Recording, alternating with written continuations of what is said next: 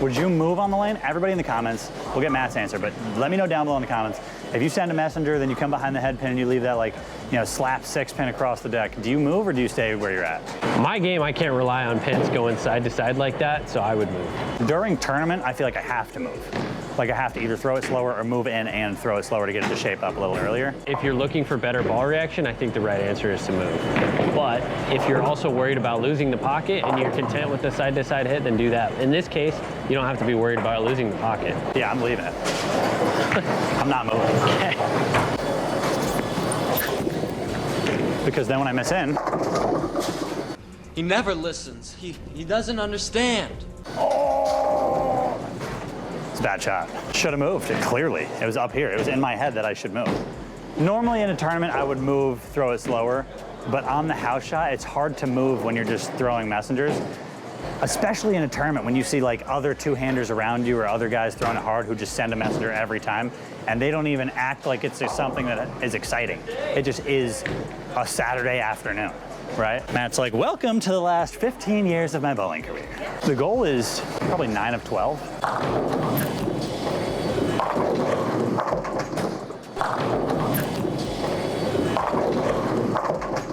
That time I was in the third step of my approach being like, hey Packy, you just said that you would move. Why didn't you move? 5 for 8, so dumb. That means I need the next 4 in a row. We're gonna reach our goals. 240 pace still, because I went back-to-back misses.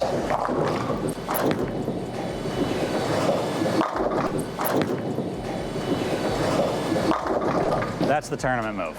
In, slower to get it to pick up just a little earlier and make that arc from just a little, maybe 2 or 3 feet sooner on the lane.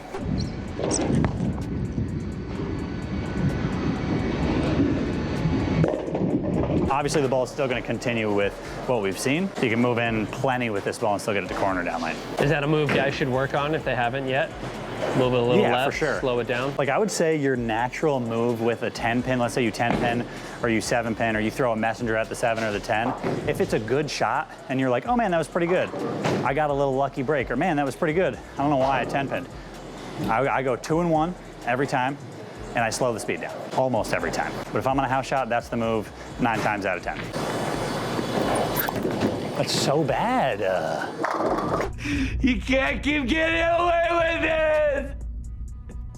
I'm kidding, that one was good. That was good. Gotta have the next 2.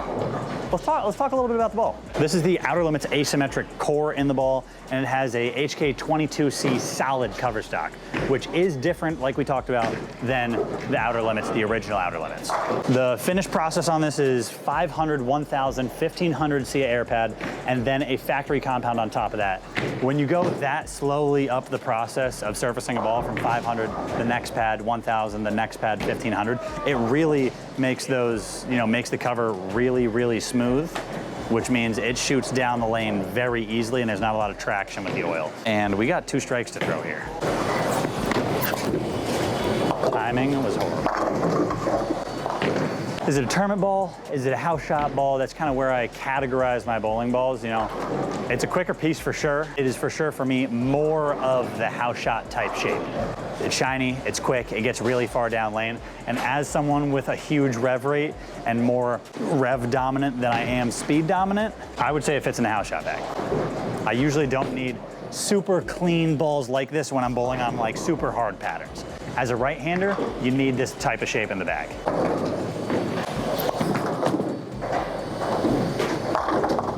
I mean, if it's gonna 7 pin from there, I should move further right?